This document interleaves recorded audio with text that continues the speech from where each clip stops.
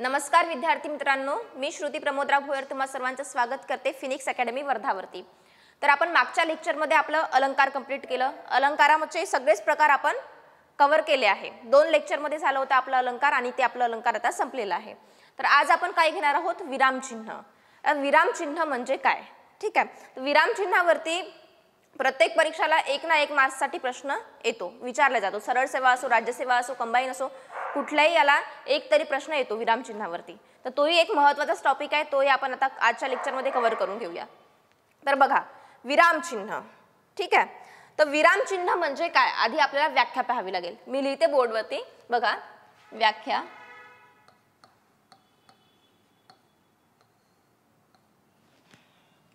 एक मिनिट। ज्या सांकेतिक चिन्हामुळे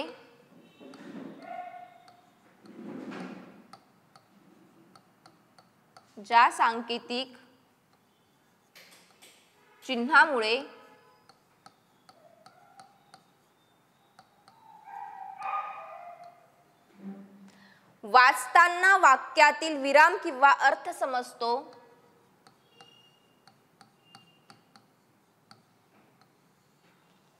वाक्यातील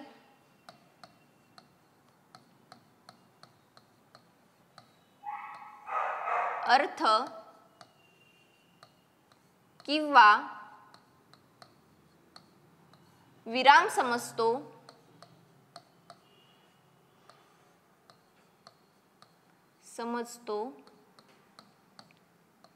विराम समजतो, त्यालाच आपण विरामचिन्ह असे म्हणतो।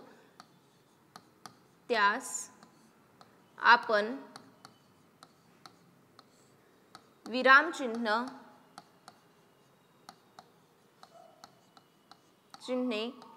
असे म्हणतो।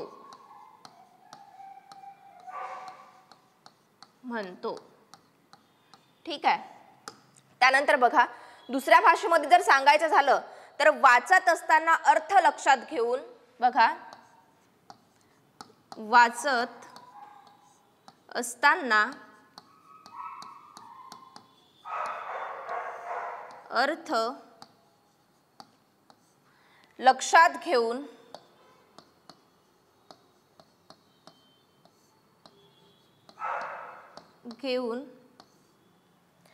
आपण थांबतो,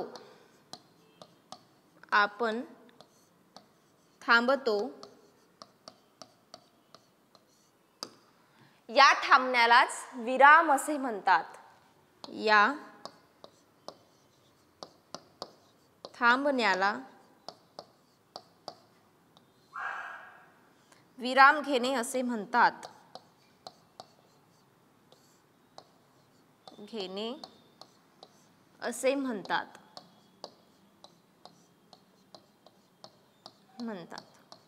ठीक आहे। तर बघा, विरामचिन्ह व्याख्या बघा, ज्या सांकेतिक चिन्हामुळे वाचताना वाक्यातील अर्थ किंवा विराम समजतो त्यास आपण विरामचिन्हे असे म्हणतो। दुसऱ्या भाषेमध्ये म्हटलं गेलं तर वाचत असताना अर्थ लक्षात घेऊन आपण थांबतो, या थांबण्याला विराम घेणे असे म्हणतात। ठीक आहे। तर नंतर बघा, विरामचिन्ह ही आपल्या मराठी भाषेला इंग्रजी भाषेकडून मिळालेली एक देणगी आहे। ठीक आहे। आणि सर्वात प्रथम आपल्या मराठीमध्ये जर विरामचिन्हाचा वापर केला असेल तो कोणी केला, तर कोणी केलाय? लाईव्ह आहे की रेकॉर्डेड आहे? हा, ठीक आहे। तर बघा, मेजर कॅन्डी,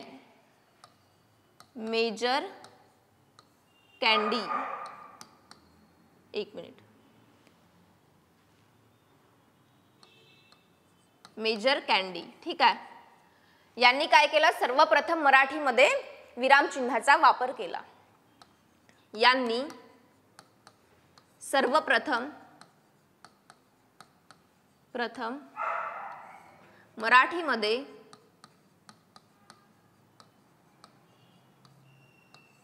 विरामचिन्हाचा वापर केला।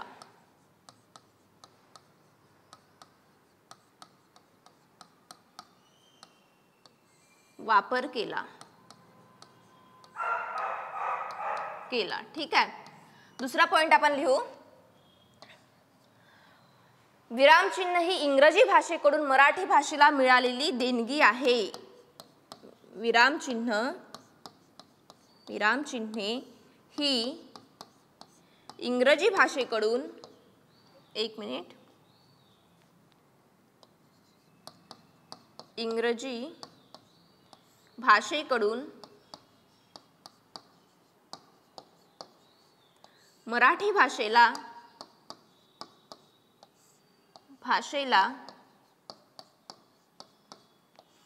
मिळालेली देणगी आहे.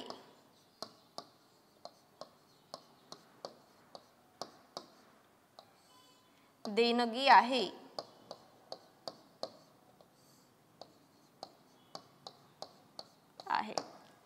ठीक आहे. आता बघा, आपण कधी कधी आपला कोणाला प्रश्न विचारतो, आश्चर्य दाखवतो किंवा एखाद्या गोष्टीचा आपल्याला आनंद होतो, तेव्हा आपण कोणत्या चिन्हांचा वापर करतो? विराम चिन्हांचा. आणि ते विराम चिन्ह भिन्न भिन्न वेगवेगळ्या प्रकारचे असतात. बघा, मेजर कँडी यांनी सर्वप्रथम मराठीमध्ये विराम चिन्हांचा वापर केला. हे नाव लक्षात ठेवा, मेजर कँडी. त्यानंतर बघा, विरामचिन्ह ही इंग्रजी भाषेकडून मराठी भाषेला मिळालेली एक देणगी आहे. आपण विरामचिन्ह कुणाकडून घेतली आहे? इंग्रजी भाषेकडून घेतलेली आहे. तर बघा, विरामचिन्हाचे किती प्रकार पडतात? दोन प्रकार पडतात. एक मिनिट, प्रकार लिहून घेऊ आपण. बघा, विरामचिन्हांची, एक मिनिट,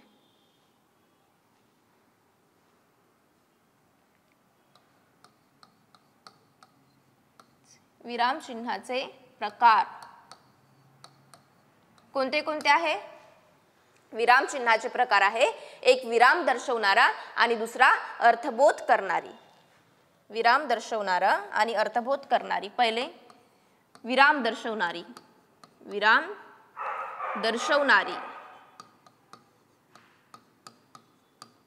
ठीक आहे. आणि दुसरी कोणती आहे? दुसरा कोणता प्रकार आहे? अर्थबोध करणारी. अर्थबोध करणारी.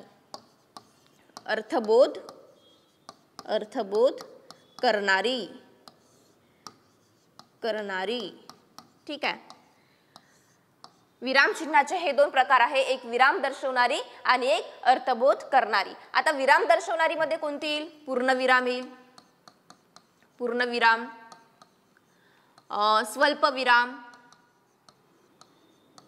स्वल्पविराम, त्यानंतर अर्धविराम,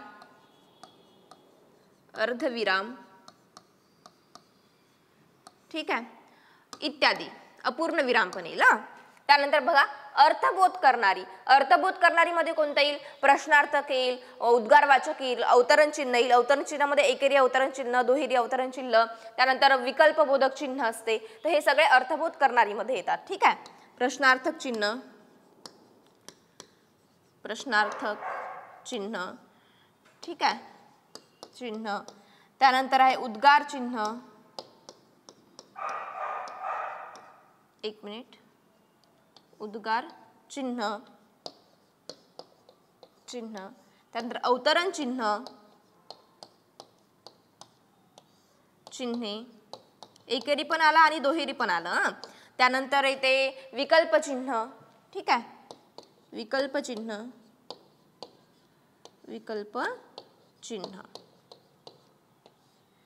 ठीक आहे. बघा, विराम चिन्हाचे प्रकार कोणते आहे? एक विराम दर्शवणारी चिन्हे आहे आणि अर्थबोध करणारी चिन्हे. ठीक आहे, हे दोन प्रकार आहेत. तर विराम दर्शवणारे मध्ये पूर्ण विराम आलं, स्वल्प विराम आलं, अर्धविराम आणि अपूर्ण विराम सुद्धा विराम चिन्ह दर्शवणारी मध्ये येतात. आता अर्थबोध करणारी कोणती आहे? तर प्रश्नार्थक चिन्ह आहे, उद्गार चिन्ह आहे, अवतरण चिन्ह आहे, विकल्प चिन्ह आहे, आणखी संयोग चिन्ह सुद्धा आहे. ठीक आहे, संयोग चिन्ह लिहू. आता संयोग चिन्ह. ठीक आहे. तर हे काय आहे? विराम चिन्हाचे प्रकार आहे. त्यानंतर बघा, आता एक उतारा घेतलाय आपण इथे. काय आहे उतारा? ज्याच्या मुलांनी खून केले, चोरी केली, कित्येकदा मारामाऱ्या केल्या, जेलमध्ये गेला, मोक्कामध्ये पकडला गेला, तो माणूस मला मुलांवर संस्कार घालण्याचे धडे देत होता. एवढ्या मोठ्या माझ्या दुःखावर तो मिठाचे पाणी शिंपडत होता. काय आहे न्याय हा? ठीक आहे. तर आता हा उतारा दिलाय. इथे आपण कोणत्या विरामचिन्हाचा वापर केलाय का? नाही. तर विरामचिन्हाचा वापर केला नाही म्हणून हे कसं आपल्याला असं सुनं सुनं वाटते. आणि नेमकं वाचताना कुठे थांबायचं, कुठे पॉज घ्यायचा हे आपल्याला कळत आहे का? नाही. म्हणजे जोपर्यंत आपण याच्यामध्ये विरामचिन्हाचा वापर केला नाही आहे तोपर्यंत हे आपल्याला सगळं खाली खाली वाटतंय. म्हणजे ते वाचताना आपण नेमकं कुठे थांबायचं हेच आपल्याला कळत नाहीये. ठीक आहे. तर बघा, आपण आता याच्यामध्ये जे चिन्ह येईल ते आता फिल करू म्हणजे भरू. बघा, ज्याच्या मुलांनी खून केले, चोरी केली. आता खून केल्यानंतर काय यायला पाहिजे? कॉमा. ठीक आहे. चोरी केली नंतर कॉमा. गोष्टी सांगत आहे ना, 2-3 गोष्टी एकत्र सांगत आहे. ज्याच्या मुलांनी खून केले, चोरी केली, कित्येकदा मारामाऱ्या केल्या, नंतर पण पुन्हा कॉमा. जेलमध्ये गेला. ठीक आहे. जेलमध्ये गेला, मोक्कामध्ये पकडला गेला. आता बघा, मोक्का हा शब्द काय आहे बघा. महाराष्ट्र संघटित गुन्हेगारी प्रतिबंधक कायदा म्हणजेच मोक्का. तर या शब्दावर आपल्याला भर द्यायचा आहे. म्हणजे आपण इथे काय वापरू? दुहेरी अवतरण चिन्ह. दुहेरी अवतरण चिन्ह. बघा, ज्याच्या मुलांनी खून केले, चोरी केली, कित्येकदा मारामाऱ्या केल्या, जेलमध्ये गेल्यानंतर काय करू मग आपण इथे? फुल स्टॉप. मोक्कामध्ये पकडला गेला, त्याच्यानंतर पुन्हा काय इथे? फुल स्टॉप. तो माणूस मला मुलांवर संस्कार घालण्याचे धडे देत होता. ठीक आहे. होता नंतर फुल स्टॉप.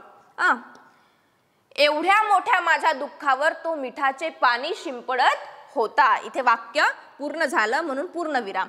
काय आहे न्याय हा? इथे काय विचारलंय? प्रश्न विचारतायत म्हणजे तो काय झाला? प्रश्न.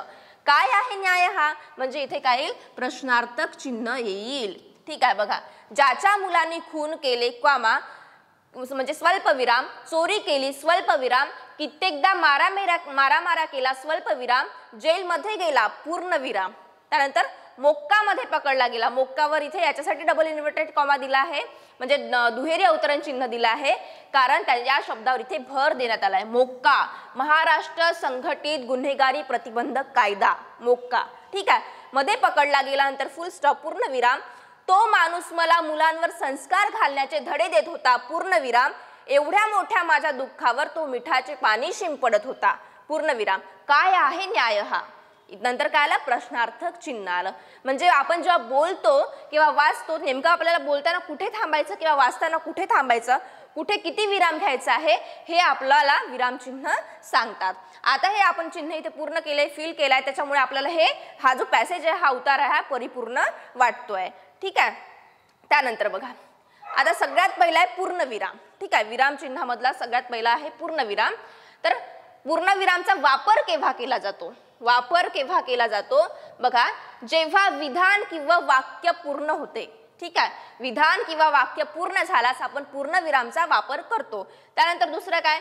शब्दांचा संक्षेप दाखवण्यासाठी आपण पूर्णविरामचा वापर करतो. बघा, विधान किंवा वाक्य पूर्ण झाल्यावर म्हणजेच आता बघा उदाहरणार्थामध्ये आपण घेऊ. मी तिला दररोज भेटायला जातो.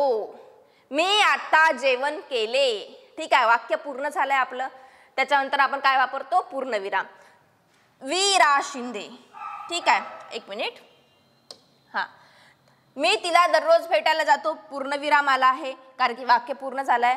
विदा सावरकर. विदा सावरकर यांचं पूर्ण नाव काय? विनायक दामोदर सावरकर. विनायक दामोदर सावरकर. म्हणजे शब्दांचा संक्षेप दाखवण्यासाठी आपण पूर्णविरामचा वापर करतो. याला संक्षेप चिन्ह सुद्धा म्हणते. ठीक आहे. जेव्हा आपण शब्दांचा संक्षेप दाखवतो तेव्हा इथे पूर्णविरामचा वापर होतो. यालाच आपण संक्षेप चिन्ह सुद्धा म्हणतो. शॉर्ट फॉर्म लिहितो ना आपण नावाचा तो. तसंच वीरा शिंदे इथे सुद्धा आपण तोच यूज केलाय. तो घरी गेला. इथे वाक्य पूर्ण झालाय म्हणजे वाक्य पूर्ण झाल्यानंतर आपण पूर्णविरामचा वापर करतो. पूर्णविरामलाच आपण संक्षेप चिन्ह सुद्धा म्हणू शकतो. आता कोणत्या कोणत्या पुस्तकामध्ये संक्षेप चिन्ह म्हणून म्हणजे 2 चिन्ह दाखवले त्यांनी, पूर्णविराम आणि संक्षेप चिन्ह. आपण ते एका याच्यामध्येच कव्हर केलं आहे. संक्षेप चिन्ह म्हणजे एखाद्या शब्दाचा जर संक्षेप दाखवायचा असेल तर आपण त्याचा वापर करतो संक्षेप चिन्हाचा. पूर्णविराम आणि संक्षेप चिन्ह एकच आहे. त्याचं साइन जे आहे, त्याचं चिन्ह आहे ते एकच आहे. ठीक आहे. त्यानंतर बघा, अर्धविराम. अर्धविराम कसा असतो? असा एक डॉट आणि खाली स्वल्पविराम. आता बघा अर्धविरामचा वापर केव्हा केला जातो?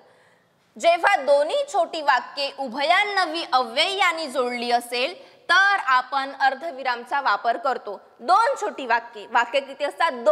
दोन छोटी वाक्ये जेव्हा उभयान्नवी अव्ययांनी जोडली असेल तर त्याला अर्धविराम असे म्हणतात. आता बघा उदाहरणार्थामध्ये आभाळ खूप आहे, ठीक आहे, एक वाक्य. पण पाऊस आलाच नाही, हे पाऊस आलाच नाही दुसरं वाक्य. जेव्हा दोन छोटी वाक्ये उभयान्नवी अव्ययांनी जोडली असेल तर आपण तिथे अर्धविरामचा वापर करतो. कळलं? त्यानंतर गुरुजी आले होते पण विद्यार्थी आलेच नाही. गुरुजी आले होते हे झालं एक वाक्य, विद्यार्थी आले नाही हे झालं दुसरं वाक्य. तर याला जोडण्यासाठी आपण कोणत्या चिन्हाचा वापर केलाय? अर्धविरामचा. गुरुजी आले होते पण विद्यार्थी आले नाही. जाहिरात आली पण पोलीस भरती झालीच नाही. काय वापरेल तिथे चिन्ह? अर्धविराम. जाहिरात आली पण पोलीस भरती झाली नाही म्हणजे काय झालं तिथे? अर्धविराम या चिन्हाचा वापर होतोय. बघा त्यानंतर स्वल्पविराम. स्वल्पविराम म्हणजे याला इंग्लिशमध्ये काय म्हणतात? कॉमा. ठीक आहे, स्वल्पविराम वापर केव्हा केला जातो? बघा एकाच जातीचे अनेक शब्द आले तर, एकाच जातीचे, आता समजा आपल्याला भाज्यांची नावं घ्यायचे, बटाटे, कांदा, मिरची, सांबार, एकाच जातीचे जर नावं आले तर या एक एक गोष्टी लिहिताना त्याच्यामध्ये आपल्याला स्वल्पविराम द्यावा लागतो, कॉमा द्यावा लागतो. ठीक आहे, म्हणजे एकाच जातीचे अनेक शब्द आले तर संबोधन दर्शवण्यासाठी, संबोधन म्हणजे हाक मारतो ना आपण, कळा, गण्या इकडे ये, रम्या इकडे ये, ठीक आहे, संबोधन दर्शवण्यासाठी हे की असे यासारख्या शब्दांनी दोन वाक्य जोडताना बघा आता उदाहरणामध्ये समजेल तुम्हाला. आमच्या घरी भरपूर गाई, म्हशी, कोंबड्या आणि बकऱ्या आहेत, म्हणजे पाळीव प्राणी, एकाच जातीचे पाळीव प्राणी आहे. तर त्यांच्यानंतर आपण इथे काय केलं आहे? स्वल्पविरामचा वापर केला आहे. गाई स्वल्पविराम, म्हशी स्वल्पविराम, कोंबड्या आणि इथे आणीचा वापर करून आपण बकऱ्या लिहिल्या आहेत. ठीक आहे, कोंबड्या बकऱ्या आहेत असं पण लिहू शकत होतो, मध्ये कॉमा पण देऊ शकत होतो आपण. ठीक आहे, नंतर बघा संबोधन दर्शनासाठी गण्या इकडे ये, आपण हाक मारतोय. संबोधन म्हणजे काय? हाक मारणे. गण्या इकडे ये, गण्या इकडे येच्या नंतर आपण गण्याला काय करू? गण्यानंतर कॉमा देऊ म्हणजे स्वल्पविराम देऊ. गण्या इकडे ये, इथे स्वल्पविरामचा वापर होतो. त्याला वाटले की आपण तिथे जायला हवे, त्याच्यानंतर पण आपण स्वल्पविरामचा वापर देऊ शकतो. हे की असे यासारख्या शब्दांनी दोन वाक्य जोडताना आपण स्वल्पविरामचा वापर करू शकतो. ठीक आहे, त्यानंतर बघा अपूर्ण विराम. एक मिनिट, त्यानंतर आहे अपूर्ण विराम. वापर केव्हा केला जातो? अपूर्ण विरामचा वापर केव्हा केला जातो? वाक्याच्या शेवटी तपशील द्यावयाचा असल्यास. वाक्याच्या शेवटी तपशील द्यावयाचा असल्यास. आता बघा उदाहरणामध्ये खालील क्रमांकाचे विद्यार्थी पास झाले. ठीक आहे, आता कोणत्या क्रमांकाचे विद्यार्थी पास झाले त्याला आपल्याला काय तपशील द्यावं लागेल. ठीक आहे, 42, 52, 70 व 78 तपशील देतोय म्हणजे इथे अर्धविराम आलाय बघा मध्ये. खालील क्रमांकाच्या विद्यार्थिनी नापास झाल्या आहे, त्याच्यानंतर आपण वापरू अपूर्ण विराम. अपूर्ण विराम, सॉरी इथे अर्धविराम म्हटलं तर अपूर्ण विराम. आणि अपूर्ण विरामानंतर त्यांची नावे सांगू. रश्मी झालं, नेहा झालं, पल्लवी झालं, प्रिया झालं, अशी आपण नावं लिहू. म्हणजे काय आहे? वाक्याच्या शेवटी तपशील द्यावयाचा असल्यास आपण अपूर्ण विरामाचा वापर करतो. ठीक आहे, अर्धविराम असतो असा एक डॉट आणि कॉमा, आणि अपूर्ण विराम कसा असतो? दोन्ही पण डॉट. ठीक आहे, त्यानंतर बघा प्रश्नचिन्ह. प्रश्नचिन्ह आता सगळ्यांनाच माहिती आहे. प्रश्नचिन्हाचा वापर केव्हा केला जातो? प्रश्नार्थक वाक्याच्या शेवटी. एखाद्याला प्रश्न विचारला गेला असेल किंवा प्रश्न विचारत असेल तर प्रश्न विचारताना आपण प्रश्नार्थक चिन्हाचा वापर करतो प्रश्नार्थक वाक्याच्या शेवटी. दुसरा बघा, एखाद्या माहितीच्या अधिकृततेबद्दल शंका असेल किंवा लेखकाचा मतभेद असेल तर कंसात प्रश्नचिन्ह टाकले जाते. बघा एकदा पुन्हा, एखाद्या माहितीच्या अधिकृततेबद्दल शंका असेल किंवा लेखकाचा मतभेद असेल, शंका किंवा मतभेद असेल तर कंसात प्रश्नचिन्ह टाकले जाते. आता बघा उदाहरणार्थामध्ये कुठे गेली होतीस तू? प्रश्नार्थक चिन्ह. इथे काय प्रश्न विचारलाय, कुठे गेली होतीस तू? तू माझ्यासाठी काय आणले? प्रश्नार्थक चिन्ह. आपण पुण्याला केव्हा जायचे? सर MPSC ची परीक्षा कधी होणार? ठीक आहे, प्रश्नार्थक चिन्ह आपण प्रश्न विचारतोय म्हणजे प्रश्नार्थक चिन्ह. त्यानंतर या दुसऱ्या मुद्द्याला धरून बघा, हे आमचे विद्वान मित्र ब्रॅकेटमध्ये कंसामध्ये प्रश्नार्थक चिन्ह म्हणाले. ठीक आहे, म्हणजे काय आहे, एखाद्या माहितीच्या अधिकृततेबद्दल शंका किंवा लेखकाच्या मनात जर मतभेद असेल तर कंसात प्रश्नचिन्ह टाकले जाते. आलं लक्षात. त्यानंतर बघा प्रश्नचिन्ह झालं. त्यानंतर उद्गारवाचक चिन्ह. आता उद्गारवाचक चिन्ह सगळ्यांनाच माहित आहे, एक्सक्लामेटरी सेंटेन्स इंग्लिशमध्ये. वापर केव्हा केला जातो तर मनातील उत्कट भावना प्रगट झाल्या तर. ठीक आहे, बापरे एवढी मोठी बिल्डिंग, बापरे नंतर काय वापरतो आपण, उद्गारवाचक चिन्ह वापरतो. बापरे केवढी मोठी बिल्डिंग, ठीक आहे, केवढी मोठी इमारत असं म्हणतो ना आपण. तर काय आपण आपल्या तोंडातून ते उत्कट भावना म्हणजे प्रगट झाल्या आहे, अचानकपणे त्या प्रगट झाल्या आहे म्हणजे काय, उद्गारवाचक चिन्ह. मनातील उत्कट भावना प्रगट झाल्यास तर उद्गारवाचक चिन्हाचा आपण वापर करतो. उदाहरणार्थामध्ये बघा, अरे रे तो नापास झाला, अरे रे रे तो नापास झाला म्हणजे अचानक ते वाक्य निघालंय. ठीक आहे, उत्कट भावना प्रगट झाल्या म्हणजे अरे रे नंतर आपण काय वापरलाय, उद्गारवाचक चिन्ह. त्यानंतर बघा, अबबब केवढी उंच इमारत ही, अबबब बापरे पण म्हणू शकतो. साप दिसा, बापरे केवढा मोठा साप हा, बापरे. बापरे नंतर काय आपण उद्गारवाचक चिन्ह वापरतो, अबबब म्हणजेच उद्गारवाचक चिन्ह. केवढी उंच इमारत ही, मनातील उत्कट भावना प्रगट झाल्या तर आपण उद्गारवाचक चिन्हाचा वापर करतो. त्यानंतर बघा अवतरण चिन्ह. आता अवतरण चिन्ह हे दोन प्रकारची असतात. कोणती कोणती, एकेरी अवतरण चिन्ह आणि दुहेरी अवतरण चिन्ह. ठीक आहे, तर एकेरी कसं असतं बघा, इथे दिलाय तरी दाखवते, असा उलटा कॉमा एक सरळ कॉमा. आणि दुहेरी कसं असते, दोन उलटे कॉमे आणि दोन सरळ कॉमे म्हणजे दोन स्वल्पविराम. कॉमा म्हणजे स्वल्पविराम. ठीक आहे, आता एकेरी अवतरण चिन्ह बघा, वापर केव्हा केला जातो, एखाद्या शब्दावर जोर द्यावयाचा असल्यास किंवा दुसऱ्याचे मत अप्रत्यक्षपणे सांगताना.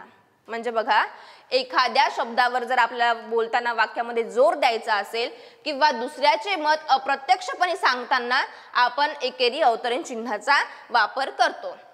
त्यानंतर दुहेरी अवतरण चिन्ह बघा, याचं उदाहरण पाहून घेऊ आधी आपण. एकेरी अवतरण चिन्हाचं बघा, आमचे MPSC चे क्लास पुणेरी पॅटर्न मध्ये आहे, पुणेरी पॅटर्न. ठीक आहे, म्हणजे काय तर हे एका क्लासचं नाव झालंय, आपल्याला त्या क्लासच्या नावावर काय भर द्यायचा आहे, जोर द्यायचा आहे.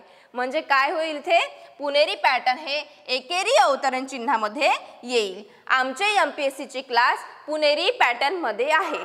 ठीक आहे, त्यानंतर मी दररोज आईची रसोई या हॉटेलमध्ये जेवायला जातो. तर आईची रसोई हे जे नाव आलंय हॉटेलचं त्याला आपण एकेरी अवतरण चिन्हामध्ये लिहू. ठीक आहे, कळलं. त्यानंतर बघा दुहेरी अवतरण चिन्ह.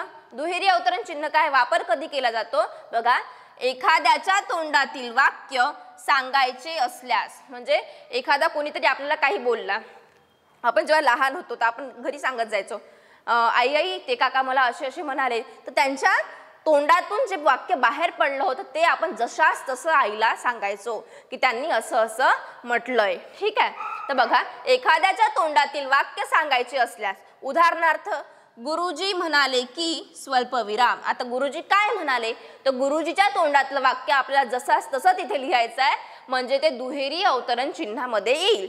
गुरुजी म्हणाले की पृथ्वी सूर्याभोवती फिरते. म्हणजे इथे गुरुजीच्या तोंडातून निघालेलं वाक्य हे जशास तसं तिथे लिहिलं गेलं आहे दुहेरी अवतरण चिन्हामध्ये.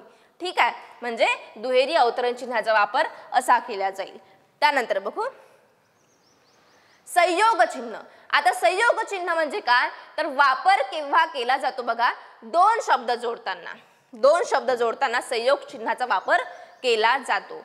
उदाहरण घेऊ, मुळा मुठा नदीचं. मुळा मुठा कसं लिहिलं जाते बघा, मुळा डॅश मुठा.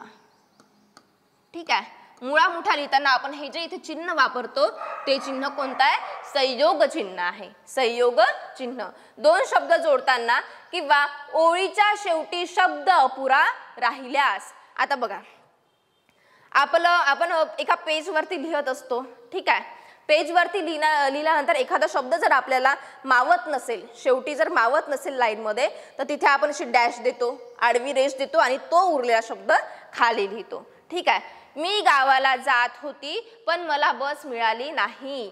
ठीक आहे, ठीक आहे. ली राहिलं आपलं लिहायचं.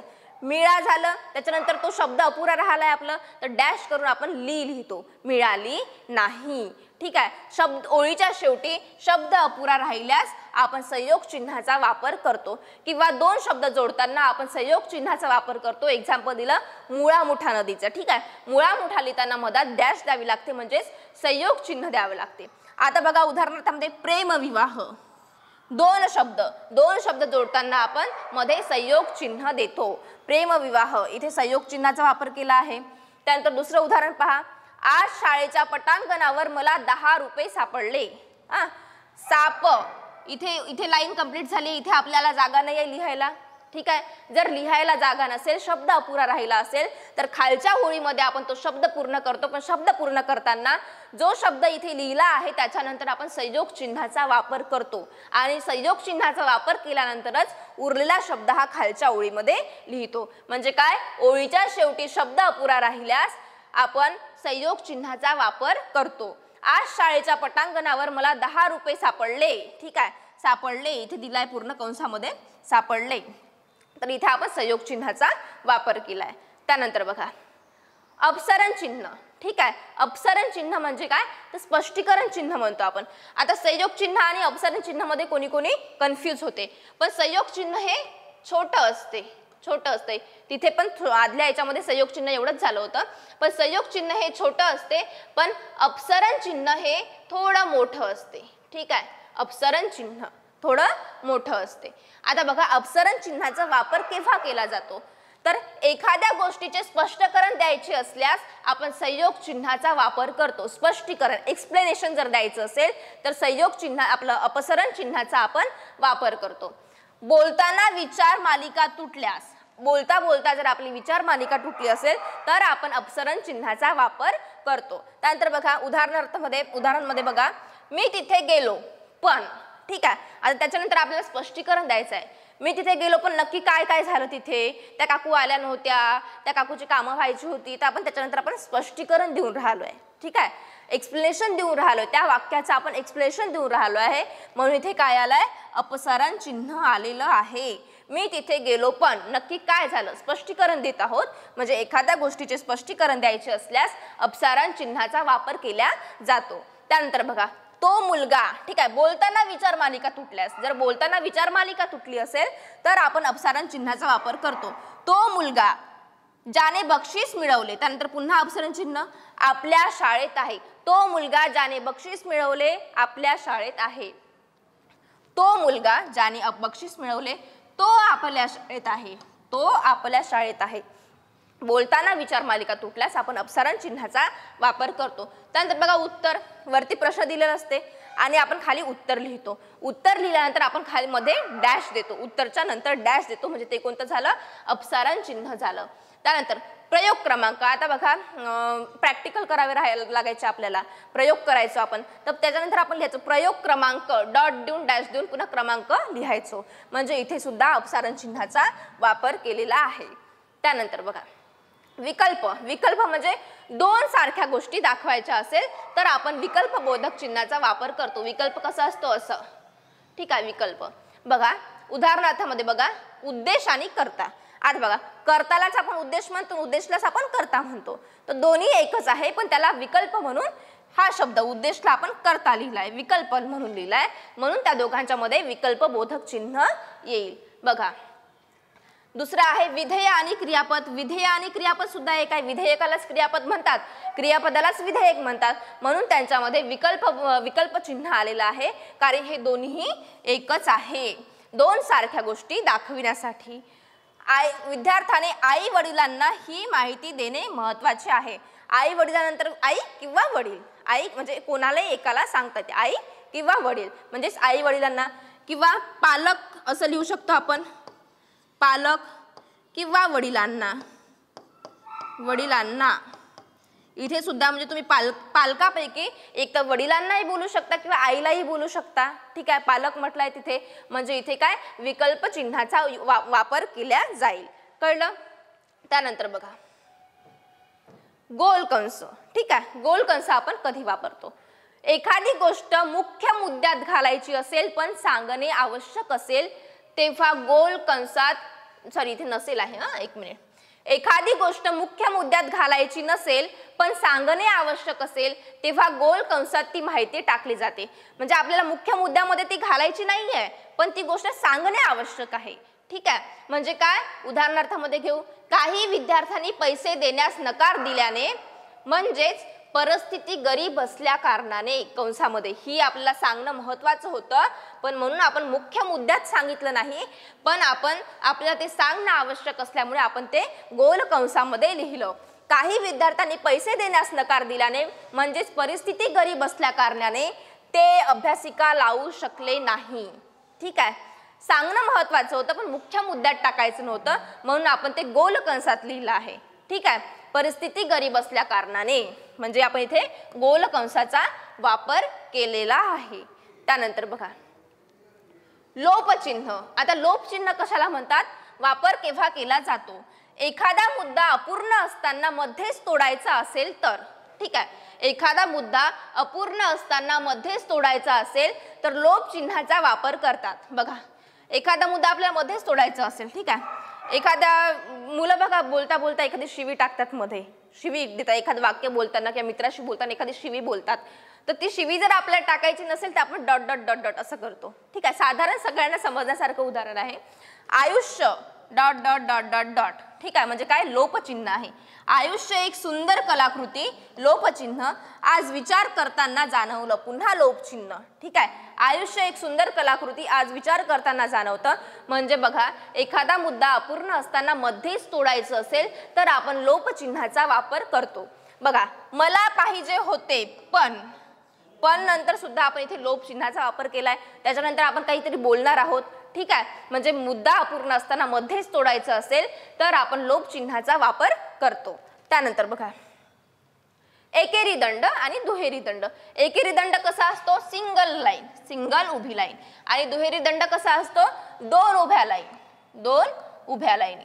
ठीक आहे. आता बघा वापर केव्हा केला जातो, हे चिन्ह आपल्याला जुन्या मराठी साहित्यात वापरलेले आढळते. तुम्ही आता अभंग श्लोक वगैरे पाहिले असाल तर तुम्हाला त्याच्यामध्ये एकेरी दंड आणि दुहेरी दंड यांचा वापर केलेला दिसलेला असेल. हे चिन्ह आपल्याला जुन्या मराठी साहित्यात वापरलेले आढळते, अभंग असो किंवा श्लोक असो. ठीक आहे. सामान्यतः रचनेला एक एक चरण पूर्ण झाल्यावर म्हणजे एक एक चरण पूर्ण झाल्यावर एकेरी दंड तर 4 चरण पूर्ण झाल्यावर दुहेरी दंड वापरला जातो. एक एक चरण पूर्ण झाल्यावर एकेरी दंड तर 4 चरण पूर्ण झाल्यावर दुहेरी दंड दिला जातो. बघा आता विश्वात्मक एक देवे म्हणजे इथे काय केलाय, एकेरी दंड दिला आहे. त्यानंतर एने वाग्य ते तोषावे, त्याच्यानंतर पुन्हा एकेरी दंड दिला आहे. तोषोनी मज द्यावे, एकेरी दंड.